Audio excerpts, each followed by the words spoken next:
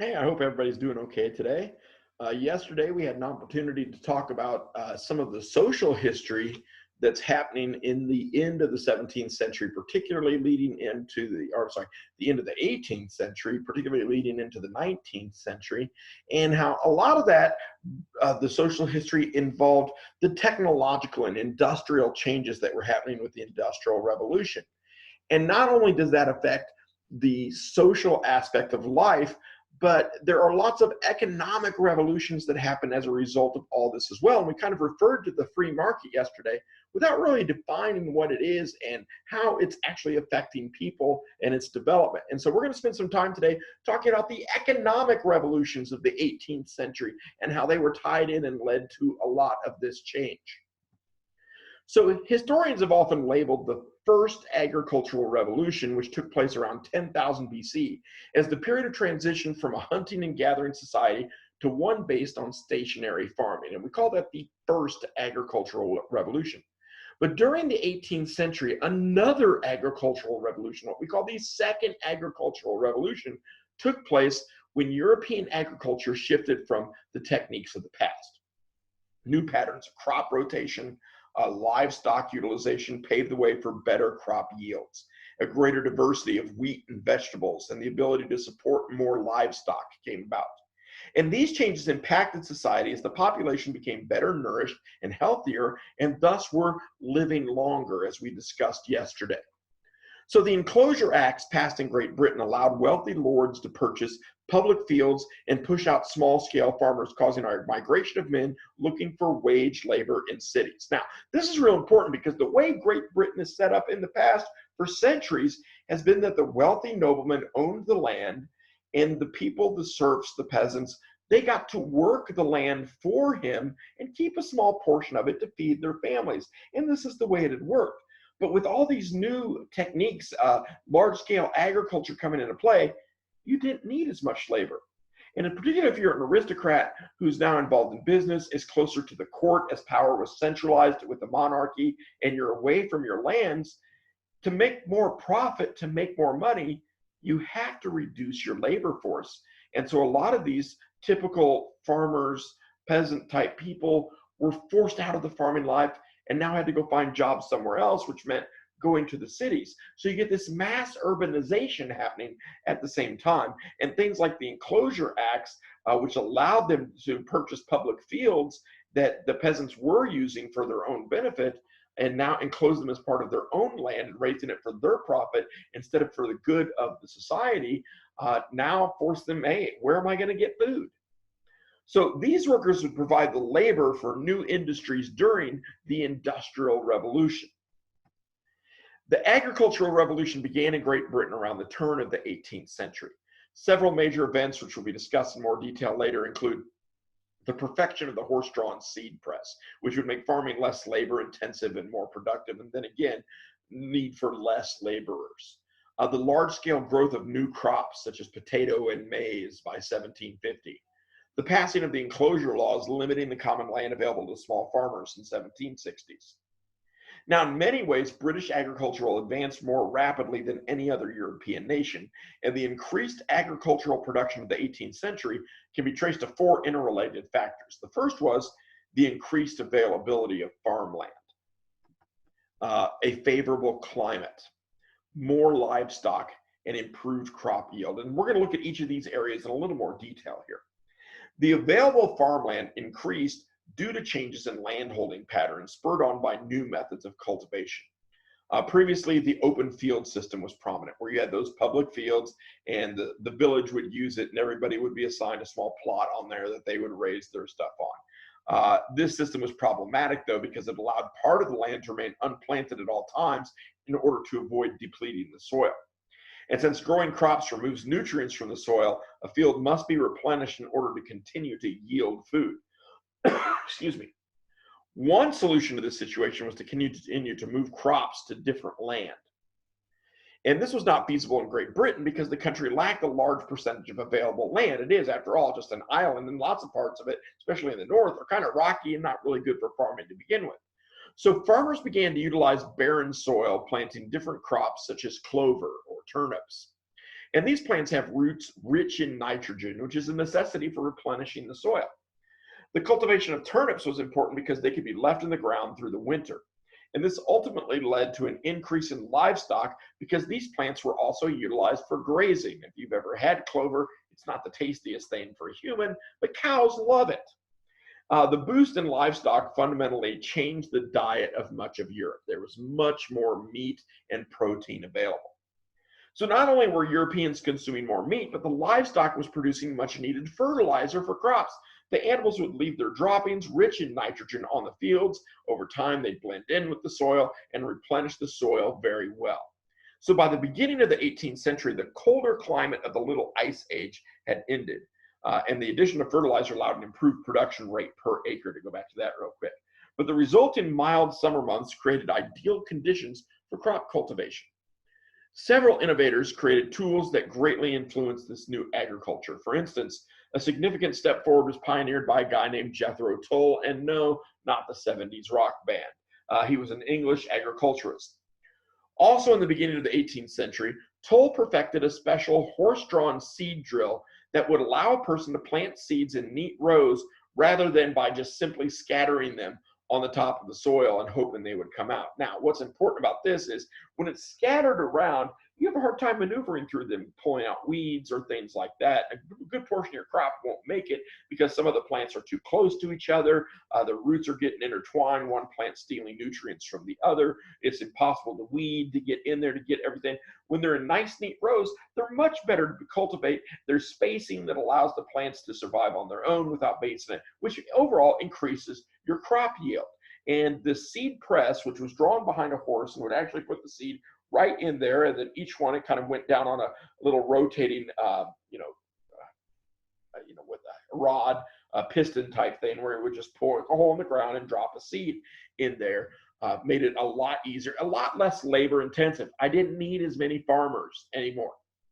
So while Tull did not invent the seed drill, he did improve on the design, making the machine drill at low densities. And this change resulted in enhanced crop production because far less seed was also lost to feeding birds. Tull also maintained that one should use a hoe to break up the soil and allow air and moisture in, which is something that hadn't really been done before. Most of that was done just by plowing the furrow itself. Charles Townsend was another guy. He used a 4-field system on his own land. In testing the system on his own farm, he planted wheat in the first field, clover in the second, oats in the third, and turnips in the fourth, and he found that he could grow more crops and have a better yield per acre with this system. Now, prior to this, they used the 3-field rotation system, which required beans in one field, which would replenish nitrogen, corn in another, and the third field was left fallow, nothing in it, so that nature could replenish it. Now, the problem with that, as you can see, is 1/3 of your field production now has no production. There is no crops being grown on it. The other 2 are for human consumption, and so animals can't really graze there. This 4-field production now, every field has something growing on it, and even the field that can't produce things for human consumption now are there for animal consumption. So we can have much more livestock with this system. Now, during this time, new crops were becoming popular in Europe too, brought over from the New World. For instance, potatoes and maize that were brought from America and introduced to Europe. And these crops were grown in large scale after 1750 because they're fairly easy to grow and they're quite nutritious and plentiful for humans. So in particular, the potato became a staple crop in places such as Ireland and Germany. And because this crop was incredibly easy to grow, was high in carbohydrates, calories, and essential vitamins, and could be stored successfully, it became a necessity for many of Europe's poor. And because this crop was incredibly easy to grow, was high in carbohydrates, calories, and essential vitamins, and could be stored successfully, it became a necessity for a lot of Europe's poor. I think I already said that, I apologize. But landowners began to enclose fields that were formerly open in order to protect this system. So with the advent of new farming techniques, the old system of cooperative farming villages ended. It became a lot more about private property instead of communal property. In England, Parliament aided this process by enacting legislation legalizing the enclosure of agricultural land. In other words, blocking it off so that the public couldn't use it. It was for the landowner himself.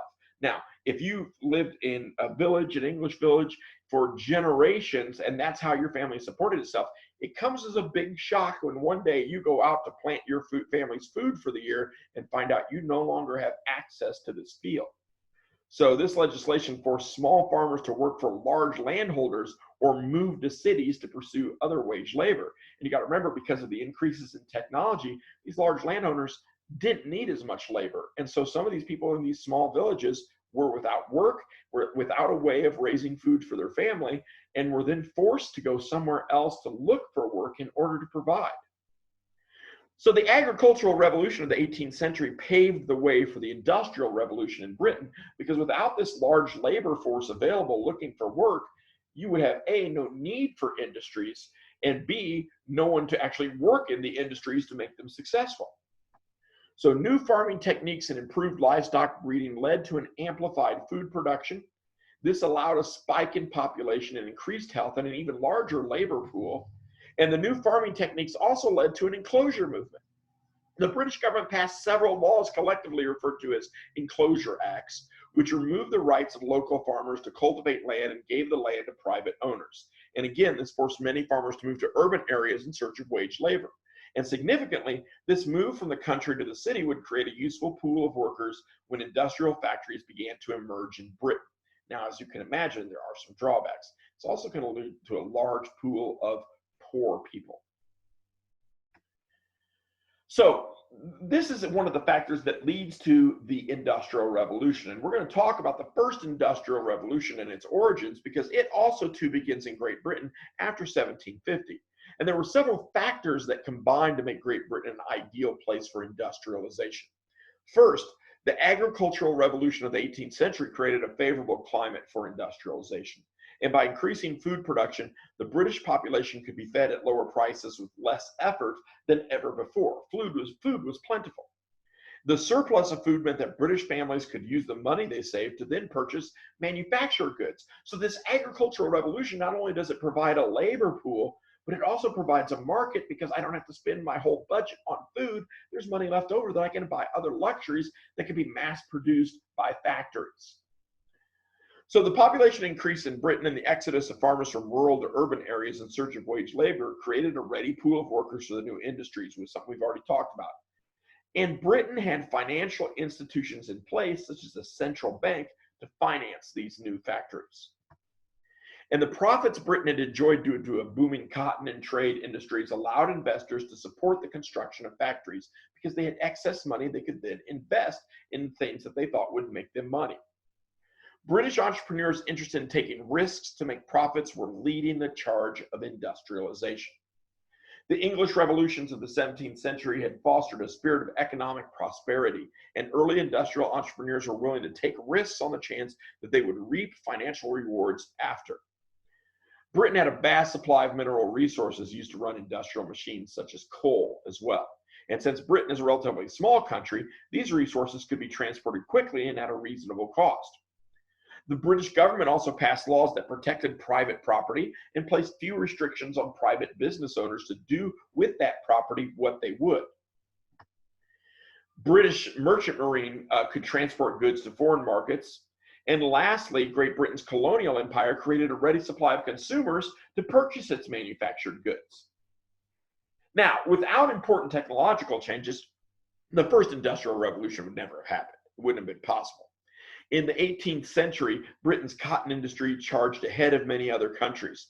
James Hargreaves' invention of the spinning jenny in 1764, where you can now produce yarn in great quantities by putting it through this mechanized machine rather than having to loom it by hand.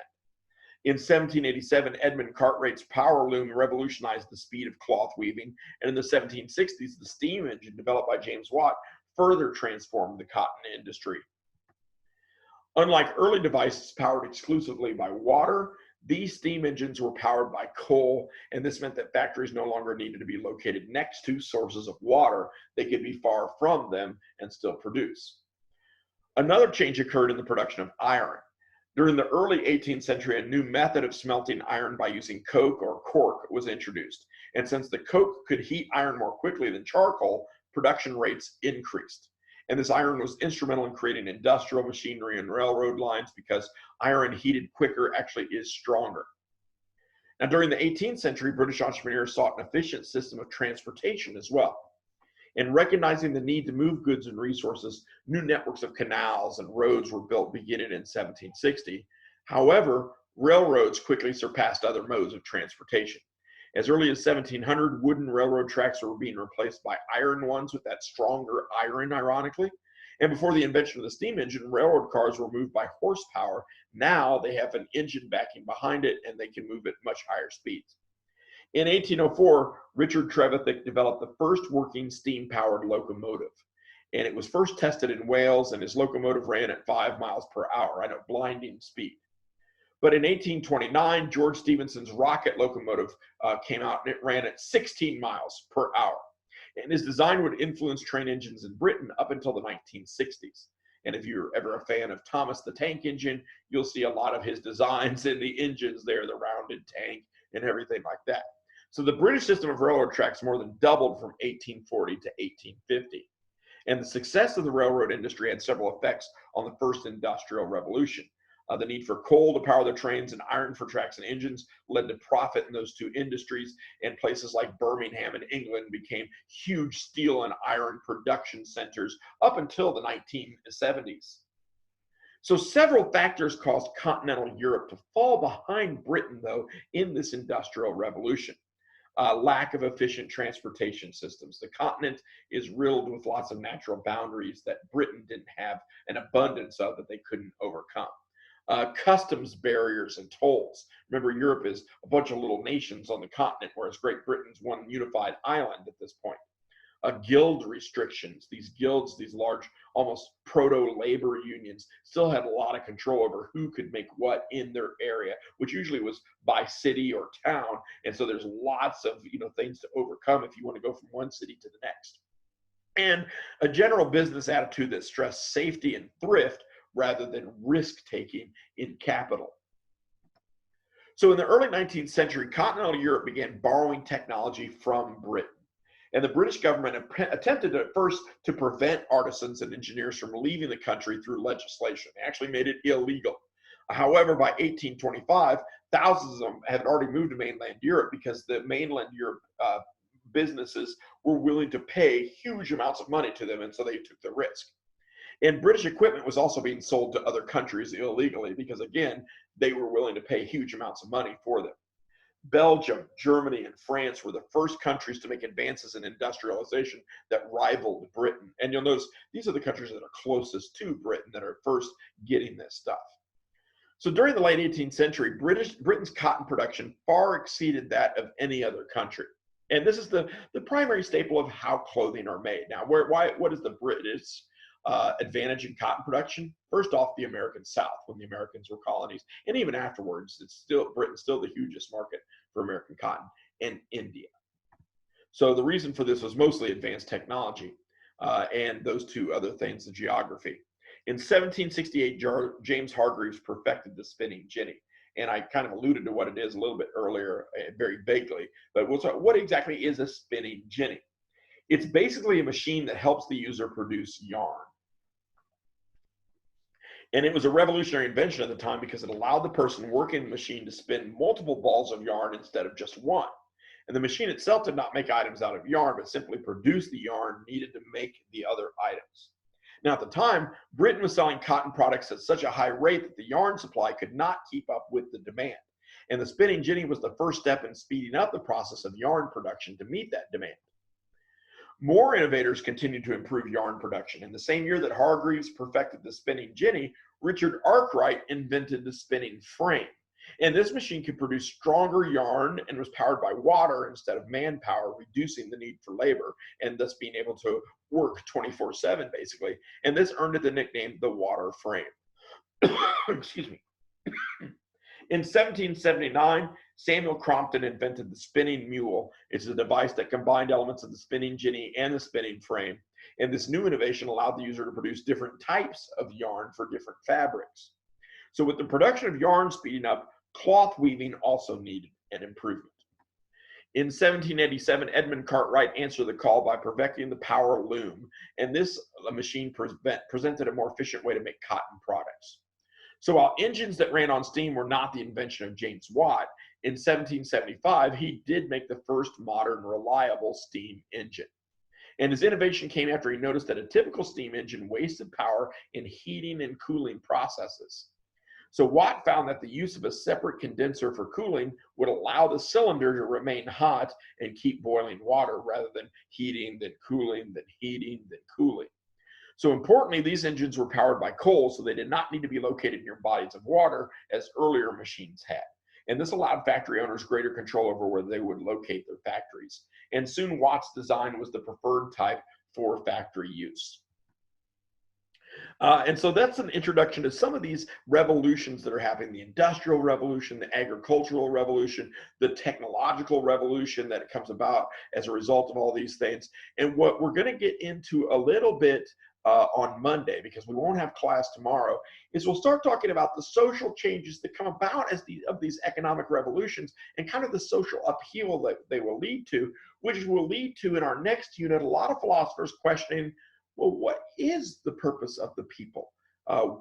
What should we expect in society for standard living conditions and things like that, which kind of really is the stark contrast between the past and what I would call the modern age of today. And so we'll get a lot more into that. But this is the stuff that's necessary to understand in order to build into that. So do you guys have any questions today? You feel like you're understanding where this is coming from? Good. All right, then, if you guys don't have any questions, then I'm going to go ahead and end today's lesson. Again, look forward to seeing you on Monday, and we'll get a lot more into the social implications of these revolutions. Otherwise, have a great weekend.